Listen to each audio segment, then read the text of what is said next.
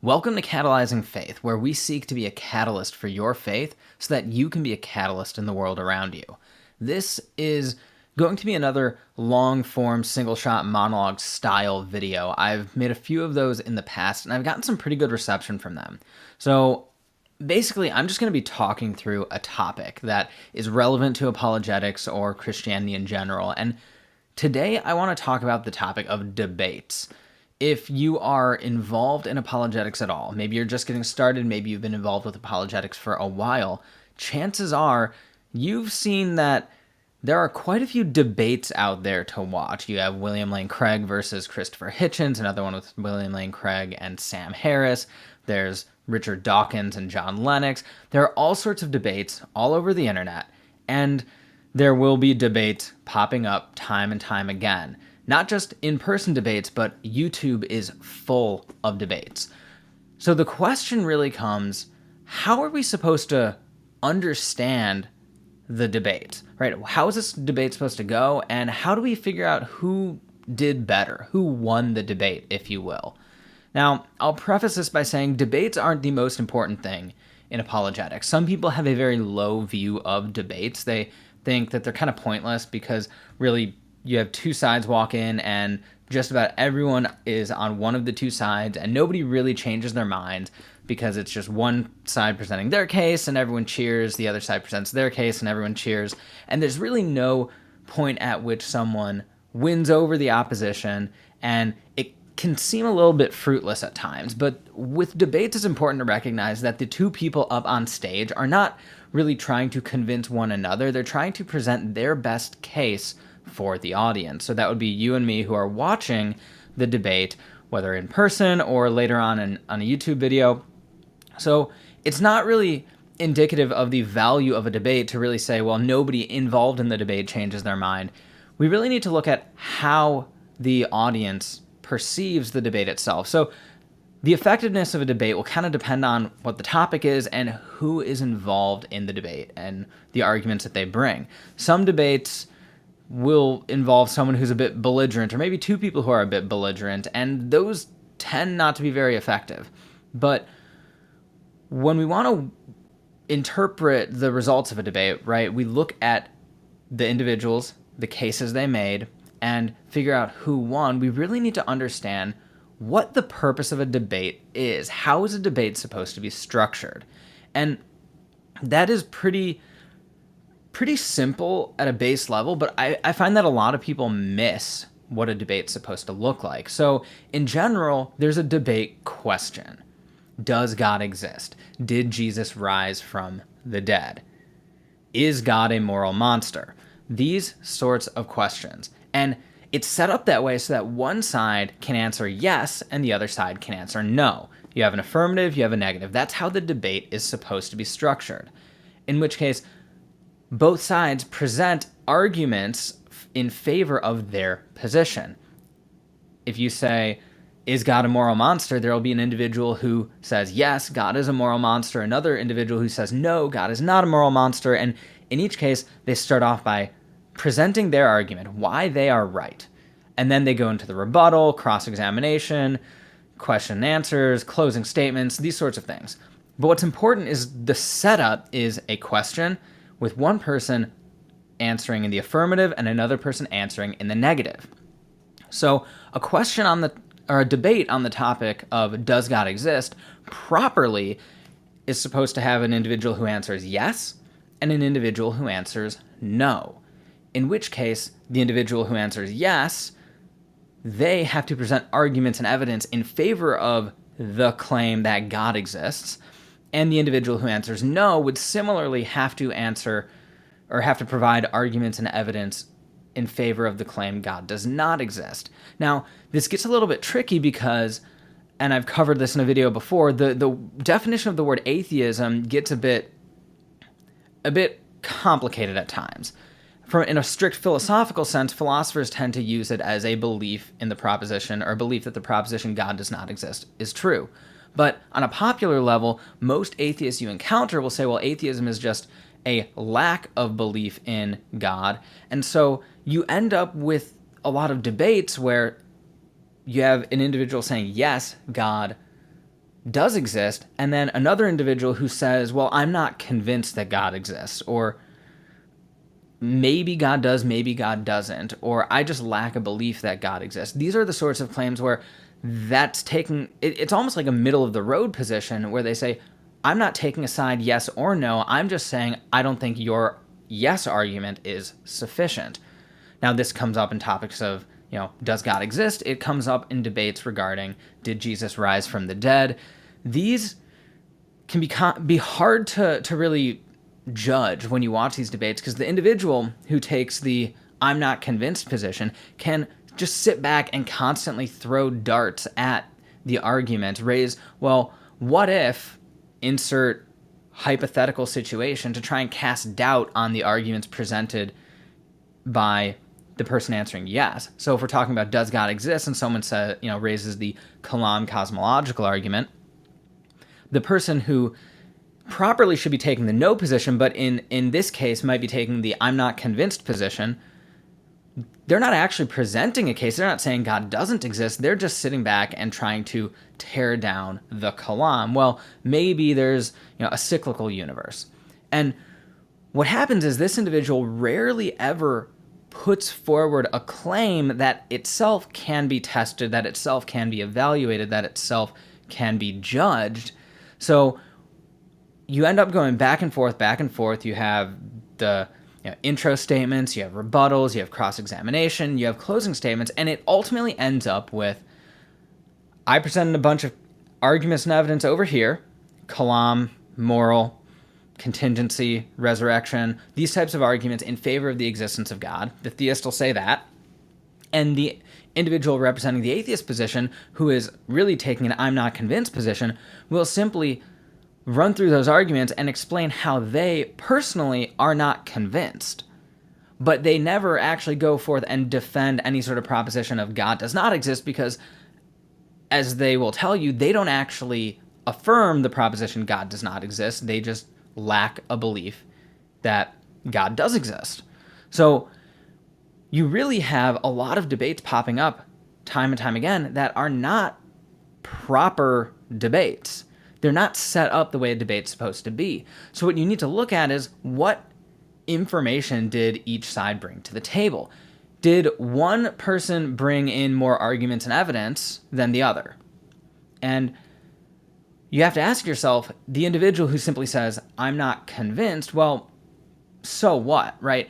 If someone steps in and all they're telling you is, well, the Kalam doesn't convince them, the moral argument doesn't convince them, the contingency argument doesn't convince them, you need to wonder, well, what would convince that person? And if they don't give you anything to go off of that says what would convince them, then you really have no reason to trust that their judgment of what is convincing versus unconvincing should have any bearing on what you should believe. So if you get this sort of debate set up where one person is in the middle saying, I'm not convinced that the Kalam is valid, I'm not convinced that the moral argument is valid, I'm not convinced that God exists, that doesn't mean that they actually held up their end of the bargain in the debate.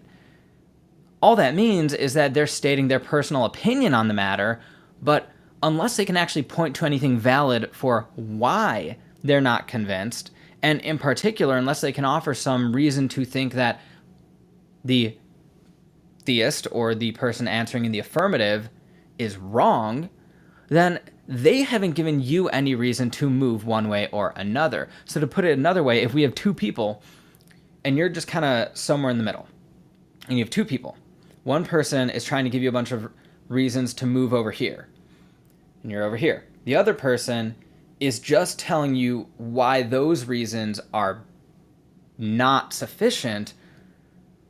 That might be good enough to stop you from moving that direction, but it doesn't do you any good, or doesn't do them any good, to try and get you closer to them.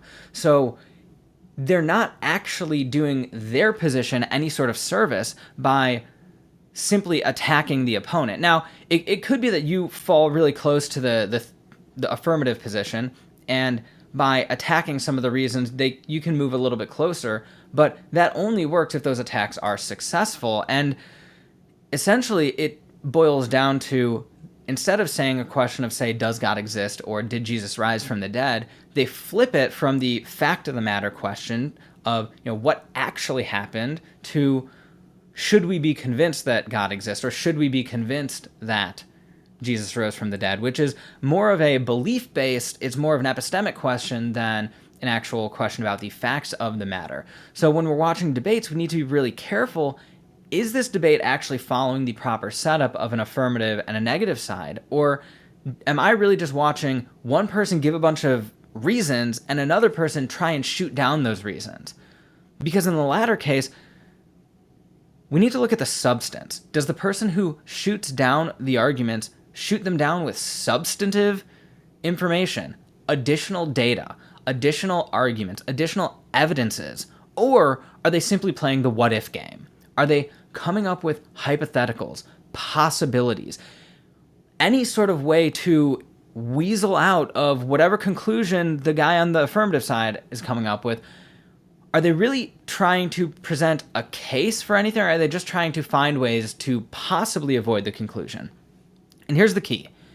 Possible options to avoid a conclusion do not make reasonable options to avoid a conclusion, at least not necessarily.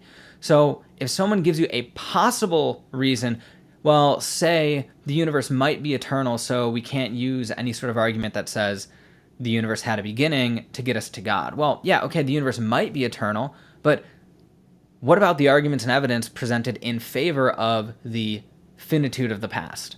We need to actually dig into the details, and in many cases, the individual sitting in the middle who says, or sitting on the one side, but properly, or actually sitting in the middle, says, well, I'm just not convinced, and they provide some sort of possible reasons why the other person's mistaken, but they don't actually give anything substantive for us to latch onto. And if that's the case, we need to ask ourselves, who really put up the better fight here? Was it the person who listed a bunch of arguments and evidences? Maybe not all of them landed with us, but did something land? Maybe you didn't accept, maybe they gave 5 arguments and you accepted 3 of the 5. Well, that's got to count for something, as opposed to the other person who simply just shot down 2 of the 5. So it gets really tricky, and that's why it's important to understand the way debates are set up can have a strong impact on how the audience receives the debates. If the debate is set up well, where there's a very specific question and both participants are very firm in their response to the question, you can have a really productive dialogue. But if the debate is sort of vague in the question, or if one person doesn't actually take a hard stance, well, that's when you get a messy debate. Not necessarily messy in terms of hard to follow or hard to really understand the arguments, but a messy debate in terms of there's really no clear way to judge. So in my personal life, I don't accept debates very easily. I had an offer to debate someone, and I wanted to turn it into more of a dialogue because it didn't seem like the topic was something where he could take a hard stance on one way or another. And that's kind of when someone comes up to me and asks me if I want to have a debate with them. That's the big question. Can we come up with a question in which I can say yes and you can say no, in which case the purpose of the debate will be both of us providing defenses of our positions. We both ought to have a burden of proof to defend. So that's what I'd like for you to really take away from this, and that is when you watch debates, pay attention to what the individual's positions are. Is it actually a position, or is their position merely the other person's position isn't convincing? Because if that's the case, then they're not typically bringing anything of substance to the table. They're just playing devil's advocate, and that may be great for a dialogue, but it makes for a really bad debate. So be on the lookout for those. And I'm not going to say that every debate that's set up like that ends up being worthless, because there are some good parts to any debate that happens. But I wouldn't waste so much time participating in or watching or listening to debates where one person simply takes the I'm not convinced position or I don't know position, because then you're not really getting a debate. If you want to look for a dialogue where they're going back and forth and asking questions and answering questions, then that's a different story. And in many cases, that might be what you would prefer, but in which case, find something that's set up like a dialogue, not something that is set up like a debate. So if you're watching this and you're kind of starting to get into this whole debate world, right? Starting to watch the debates, listen to the debates, maybe even participate in the debates, really pay attention. Pay attention to what people are saying. And it should help you have a better understanding, a clearer picture of who ends up on top and who really failed to bring their A game when it comes to the debate itself. This will be helpful because a lot of times people think somebody wins a debate based on pure rhetoric and confidence alone, and they sort of lose sight of the fact that that individual kind of lacked a ton of substance. And in that case, you can be confident that the person you were watching who gave the substantive reply actually won the debate, instead of the person who simply took the I'm not convinced position. That is, if the other person actually provided good reasons. So with that, I just want to leave you with that word of advice. Pay attention to the positions. If one of them is not really a position in response to the debate question, you might want to stay away from that debate. Watch the opening intros, see who takes a position and who doesn't, and if you don't get two strong positions with both of them providing a case for their position, then that's not really the debate you want to watch, because that's not going to give you the full scope of responses to the debate question. So in other words, that debate's not really going to deliver on its promise. So I've probably been rambling way too much for this topic, but it is important if you're going to be watching debates and trying to figure out who did the better job and who didn't. So if you enjoyed this conversation, I encourage you to push like on this video. I encourage you to leave us a note in the comment, and do not forget to subscribe to the channel. And if you want to share this with somebody who you find or who you think might find it beneficial, please do so. We appreciate all the encouragement, all the support that you have to give. And with that, I am Lucas from Catalyzing Faith.